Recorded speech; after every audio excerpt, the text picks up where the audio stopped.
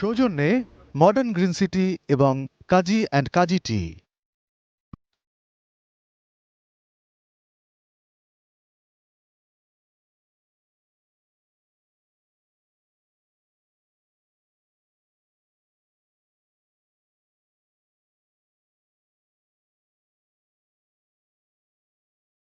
সবাইকে স্বাগত জানাচ্ছি মেলার মাঠে অনুষ্ঠানের সাথে আছি আমি সাদিয়া আফরোজ। দর্শক, আজ মেলার 25তম দিন এবং আর মাত্র 3 দিন বাকি আছে মেলার। আজকে মেলায় নতুন করে বই এসেছে 101টি, সব মিলিয়ে প্রায় 2622টি নতুন বই এখন পর্যন্ত বই মেলা এলো। এবং বই মেলার আজকের যে অবস্থা আমরা দেখছি যে মেলায় পাঠক কিংবা ক্রেতা যারা রয়েছেন তাদের উপস্থিতি খুব বেশি নয়, আবার কমও নয়, অর্থাৎ কর্মদিবস হিসেবে যেমনটা উপস্থিতি থাকে তেমনই আমরা দেখতে পাচ্ছি। আমরা প্রতিদিনই মেলার মাঠে অনুষ্ঠানে লেখকদের সাথে কথা বলি, কবি যারা রয়েছেন, উপন্যাসিক যারা রয়েছেন তাদের সাথে কথা বলি, একই সাথে স্টল প্যাভিলিয়নগুলোতেও কথা বলছি যে কেমন বিক্রি হচ্ছে। আমরা সেটা নিশ্চয়ই শুনবো। আমাদের সাথে এই মুহূর্তে একজন লেখক আছেন, আমরা একটু তার সাথে কথা বলি। আছেন ইকবাল খন্দকার, তিনি দীর্ঘদিন থেকে উপস্থাপনা পেশায় যুক্ত আছেন এবং তার দুটি বই তিনি এই মুহূর্তে আমাদের সাথে নিয়ে এসেছেন, যদিও তার অনেকগুলো বই এরই মাঝে বইমেলায় প্রকাশ হয়েছে। একটু শুনতে চাই নতুন বই এবার সেটি নিয়ে আগে শুনতে চাই এবং কোন প্রেক্ষাপটে লেখা। আমার নতুন বই 11টি, যদি ওই 11টি শুনলে সবাই জিজ্ঞেস করে এর মধ্যে নতুন কয়টি, আসলে নতুনই 11টি আমার বই, আর সর্বমোট বই 140টি। নতুন বইগুলোর মধ্যে 2টি বই আমার হাতে, একটি সুন্নত দেশ পাবলিকেশনস প্রকাশ করেছে, এটি উপন্যাস, আর আরেকটি হচ্ছে যখন তার ফাঁসির রায় হলো, এটি প্রকাশ করেছে মেধা পাবলিকেশনস, একটি উপন্যাস আর একটি গল্পের বই। আর অন্যান্য বইগুলো আছে, কোনোটা রহস্য, কোনোটা ভৌতিক, কোনোটা থ্রিলার। যেমন থ্রিলার একটা বই শব্দশিল্প প্রকাশ করেছে নিমপুরের 13 খুন। কথা প্রকাশ 2টি বই প্রকাশ করেছে, একটি রহস্যময় রেল ব্রিজ, অন্যটি ভুতুরে বারান্দা। পাঞ্জেরি প্রকাশ করেছে কবিরদের নিখোঁজ রহস্য। আলোঘর প্রকাশনা প্রকাশ করেছে তরু কাকার সরু বুদ্ধি শিশুতোষ বই।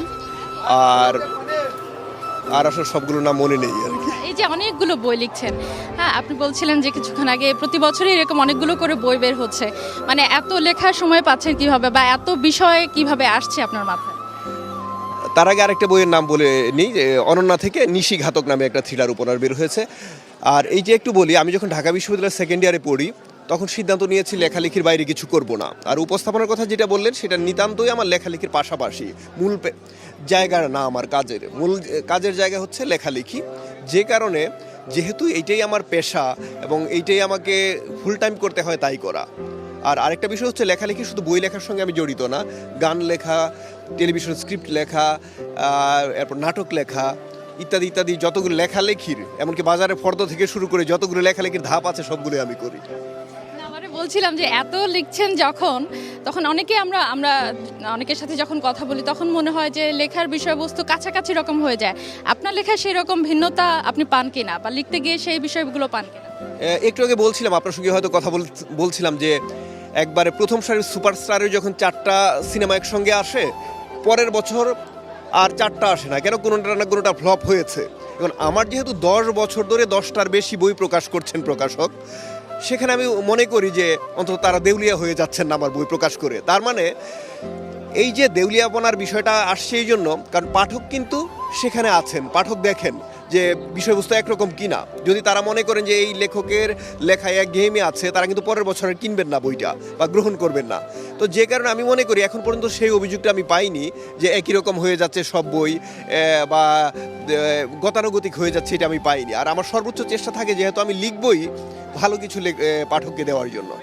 ধন্যবাদ আপনাকে আমাদের সাথে যুক্ত হওয়ার জন্য, আপনার জন্য শুভকামনা। দর্শক, আমরা শুনছিলাম ইকবাল খন্দকারের বইয়ের বিষয়ে এবং তার চিন্তা ভাবনা নিয়ে। আমরা একটু আরেকজনের সাথে কথা বলবো। আমাদের সাথে আছেন একজন কবি, তিনি দীর্ঘদিন থেকে কবিতা লেখেন, সেই জায়গা থেকে এবারও তার নতুন একটি বই এসেছে বইমেলায়। বইটির নাম হচ্ছে রাষ্ট্র বনাম এমিবা। একটু শুনতে চাই জোবায়ের শাওন আমাদের এই কবির নাম। এবং শাওন, প্রতিবারই তো আপনি চেষ্টা করেন একটা নতুন কিছু বইমেলা নিয়ে আসার জন্য। এবার বইটি কোন প্রকাশনী থেকে প্রকাশ হয়েছে, একই সাথে এই যে নামটা একটু ভিন্নতা পাচ্ছি, রাষ্ট্র বনাম এমিবা, এমিবা বলতে কাকে বোঝাচ্ছেন একটু শুনতে চাই। অনেক ধন্যবাদ। প্রতি বছরই আসলে বইমেলা ধরে লেখক কবিদের একটা মানে প্রস্তুতি থাকে যে বইমেলায় নিজেকে নতুন করে তুলে ধরবে। তো সেই জায়গা থেকে আমরা মানে আমি আসলে সাহিত্য নিয়ে কাজ করি দীর্ঘ 12 থেকে 15 বছর, সাহিত্য মুভমেন্টের সাথে জড়িত। আমাদের অতঃপর শব্দায়ন নামের একটা মুভমেন্ট আছে যেখানে আমরা লিটারেচার নিয়ে কাজ করি। তো এইবার আমরা মানে শব্দায়ন থেকে কাজ করছিলাম, পাশাপাশি আমি একজন কবিতার জায়গা থেকে নতুন যে বইটার নাম, এটার নাম হচ্ছে রাষ্ট্র বনাম অ্যামিবা।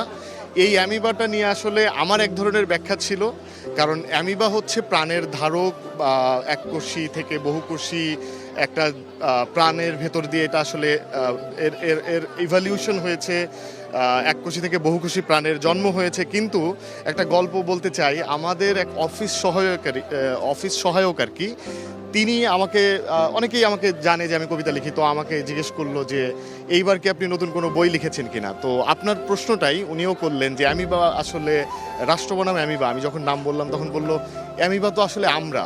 বললাম কেন? বলতেছে আমাদেরও তো মেরুদণ্ড নাই। তো আমি এই ব্যাখ্যা চিন্তাই করি নাই, একদমই চিন্তা করি নাই। পরে আমার মনে হলো উনি তো আসলে মানে উনি অফিস সহায়ক হিসাবে কবিতা চিন্তা করছে এবং মেটাফোর চিন্তা করতেছে। এইটা আমার আসলে খুব ভালো লাগছে যে আসলে মানুষ কবিতা নিয়ে আসলে চিন্তা করে, ভাবে, বোঝার চেষ্টা করে। এই যে আপনি রাষ্ট্র এবং অ্যামিবাকে মুখোমুখি দাঁড় করালেন, এটার মধ্য দিয়ে আসলে কোন কনফ্লিক্টটাকে নিয়ে আসতে চাইছেন? এইটা তো দ্বন্দ্ব, আজীবনের দ্বন্দ্ব। মানুষকে নিয়ন্ত্রণ করার জন্য বা যে কোনো কিছু নিয়ন্ত্রণ করার জন্যই তো আসলে একটা মানে কর্তৃত্ববাদী প্রতিষ্ঠানের তৈরি হয়। নিয়ন্ত্রণ করতে চায়, এই নিয়ন্ত্রণ করতে গিয়ে সে নিপীড়ন করে ফেলে, সে ভুলভাল মানুষকে হয়তো মেরে ফেলতেছে বা নিয়ন্ত্রণ করতে চায়। এই নিয়ন্ত্রণ আকাঙ্ক্ষীর জায়গা থেকে রাষ্ট্র এবং প্রাণ দুইটা আসলে বিপরীত সত্তা, বৈপরীত্য থাকে এদের সারা জীবন। এরা অনবরত একজন আরেকজনের সাথে সংগ্রাম করে করে এগিয়ে যায়, সংগ্রাম করে করে বেঁচে থাকার একটা লড়াই থাকে, একটা দ্বন্দ্ব থাকে, এবং দ্বন্দ্ব না থাকলে সমাজ আগাবেও না। সো এই দ্বন্দ্বটাই আসলে তুলে ধরার চেষ্টা করেছি প্রত্যেকটা কবিতায়, যেখানে মানুষ এবং রাষ্ট্রের, প্রাণ এবং রাষ্ট্রের, রাষ্ট্র এবং প্রকৃতির যে দ্বন্দ্বগুলো, সেই দ্বন্দ্বগুলো নিয়েই আসলে প্রতিটি কবিতা। অনেক ধন্যবাদ শাওন আপনাকে, আপনার বইয়ের জন্য এবং আপনার জন্য শুভকামনা। দর্শক, আমরা আছি মেলার মাঠে অনুষ্ঠানে, আমরা একটু যাব স্টলগুলোতে, প্রকাশনীগুলোতে। আমাদের কাছে এই মুহূর্তে যে প্যাভিলিয়নটি আছে সেটি হচ্ছে রোদেলা।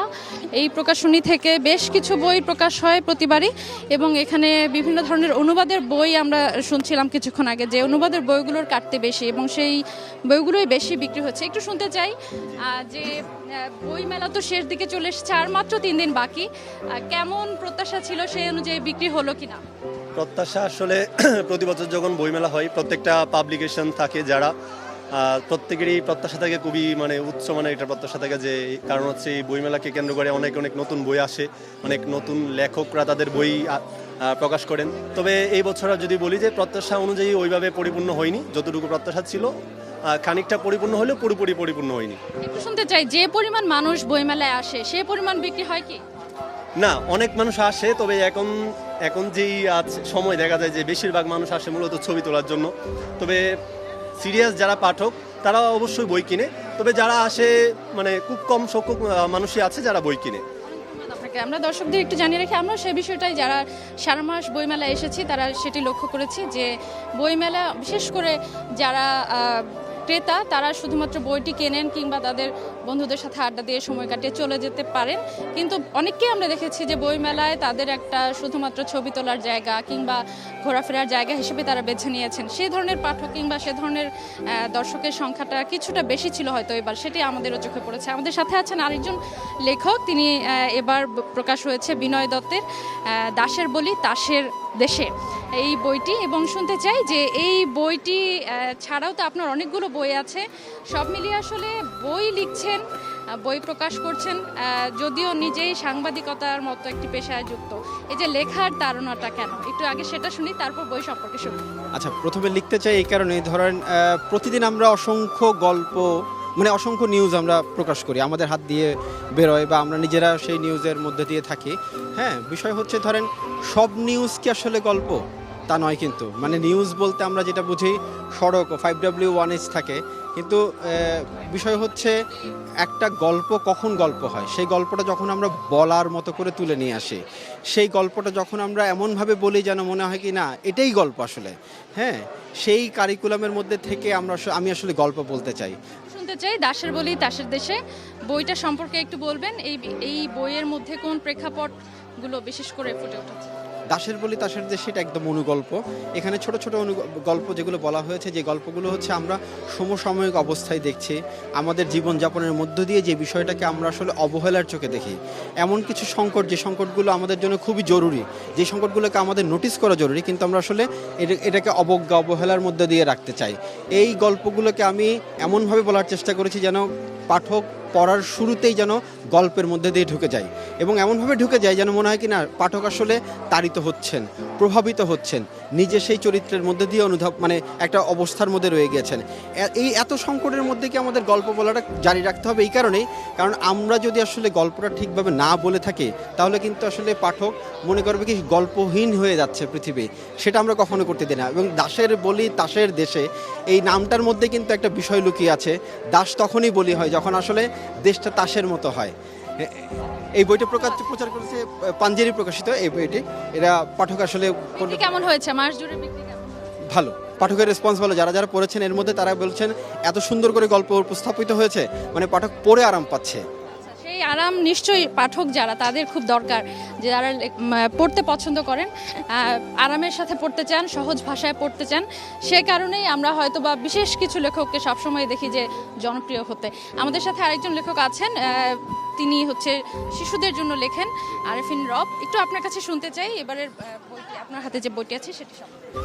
অমর একুশের বইমেলা থেকে সবাইকে আমার নিরন্তর শুভেচ্ছা। এবছর আমার বইয়ের নাম মিমের ছড়া মজায় ভরা। বইটি সময় ছোটদের সময় প্রকাশনী থেকে প্রকাশিত হয়েছে। এর প্রচ্ছদ এঁকেছে নিয়াজ চৌধুরী তুলি। এটা আমার 15তম বই।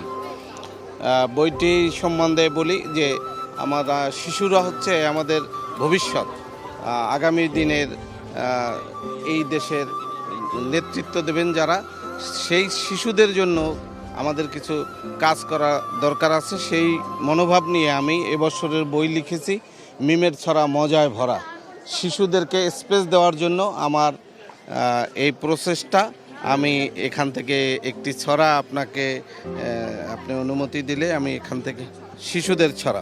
শিউলির গন্ধে কাশফুল ঘাসফুল বাতাসে দুলছে, তাই দেখে কাকাতুয়া ওই চোখ খুলছে। রিমঝিম গায়ে মিম বৃষ্টির ছন্দে, চারদিক ফিক ফিক শিউলির গন্ধে।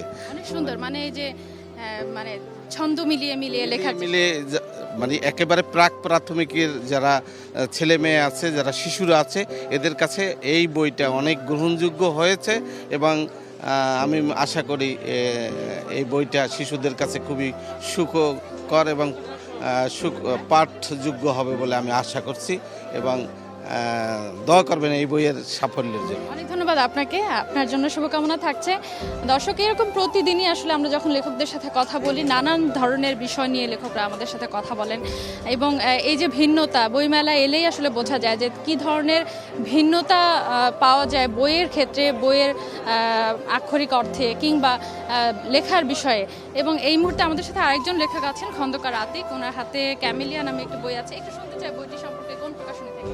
এটি একটি উপন্যাস। ধন্যবাদ, আমি কথা বলছি খন্দকার আতিক। এটি একটি উপন্যাস, এটি গ্রন্থ কুটির প্রকাশনী থেকে প্রকাশিত হয়েছে। এটি আমার 24তম গ্রন্থ উপন্যাস। আমি একই সাথে Kakrail Wills Little Flower School and কলেজের শিক্ষকতা করি, এর সাথে লেখালেখি করি। তো এই ক্যামেলিয়া উপন্যাসটি একটি পারিবারিক গল্পের চমৎকার উপন্যাস। এখানে মানুষকে বিশ্বাস করে এবং বিশ্বাস করার পরে কোথাও কোথাও ঠকে। নিঃসন্দেহে যাকে আপনি বিশ্বাস করেছেন সেখান থেকে ঠকার আশঙ্কা থাকে। যার সাথে সম্পর্কই তৈরি হয় না, যার সাথে পরিচয় তৈরি হয় না, তার সাথে কিন্তু ঠকার কোনো স্পেস তৈরি হয় না। তো বিশ্বাস আমাদের মানুষকে করতে হয় এবং বিশ্বাস করার পরে আবার ঠকার প্রসঙ্গ থাকে। যেখানে বিশ্বাস নেই সেখানে ঠকার প্রসঙ্গ নেই। একই সাথে আমরা পরিবারে আমরা বাবা মা ভাই বোন সন্তান, এর সাথে আমাদের কিছু সামাজিক সম্পর্কের প্রসঙ্গ থাকে। এই সব কিছু মিলিয়ে আমাদের একটা চমৎকার সম্ভাবনা, ভালো লাগার উপন্যাস হয়েছে আমাদের এই ক্যামেলিয়া। আরেকটা বিষয়, কাকতালীয়ভাবে এই উপন্যাসটা যখন লিখতেছিলাম তখন আমেরিকায় আপনার প্রেসিডেন্ট নির্বাচন চলে, যেখানে কমলা হ্যারিস প্রার্থী ছিলেন। কমলা হ্যারিস যদি নির্বাচনে জিতে আসতেন তাহলে তার যতগুলো গুণের কারণে তিনি জিততেন তার ভিতরে একটা হচ্ছে তিনি চমৎকার করে হাসি দেন, নিঃসন্দেহে তার হাসিকে বিশ্ববাসীকে মুগ্ধ করে। আমিও তার একজন, আমি মুগ্ধ হয়েছিলাম। তার কিছু প্রসঙ্গ এখানে চলে আসতে হচ্ছে। অনেক ধন্যবাদ আপনাকে, আপনার বইয়ের জন্য শুভকামনা। একই সাথে লেখালেখি চালু রাখেন, নিশ্চয়ই পাঠকদের যে গ্রহণযোগ্যতা, পাঠকদের যে বিশ্বস্ততা আপনি পাচ্ছেন সেটা নিশ্চয়ই ধরে রাখতে পারবেন আপনার। দর্শক, আমরা শেষ পর্যায়ে চলে এসেছি। আমরা জানিয়ে দিতে চাই যে আজকে মেলার মাঠে অনুষ্ঠান একেবারে শেষ পর্যায়ে, যদিও আরও অনেক লেখক আছেন আমাদের সাথে যুক্ত হতে চাইছিলেন, কিন্তু সেই সুযোগটি কম, আমাদের সময় শেষ হয়ে এসেছে। হয়তো আগামীকাল আবারও দেখা হবে, সেই সময়ে আমাদের সাথে নতুন লেখক থাকবেন, পাঠকরা থাকবেন, একই সাথে প্রকাশকরাও থাকবেন, তাদের কথা আমরা জানাবো। আর মাত্র 3 দিন আছে, এই 3 দিন সময়ের মধ্যে যারা তাদের পছন্দের বই কিনতে চান তাদেরকে অবশ্যই এই সময়ের মধ্যে এসে বই কিনতে হবে এবং তাদের পছন্দের যে মানুষ আছে তাদেরকে না সাথে নিয়ে তারা আসতে পারেন। সব মিলিয়ে বই মেলা আর মাত্র 3 দিন, যেহেতু এইটুকু সময় আমরাও মেলার মাঠে থাকবো। আগামীকাল নিশ্চয়ই দেখা হবে। সবাই ভালো থাকবেন এবং থাকবেন এটা নিউজের পর্দায়।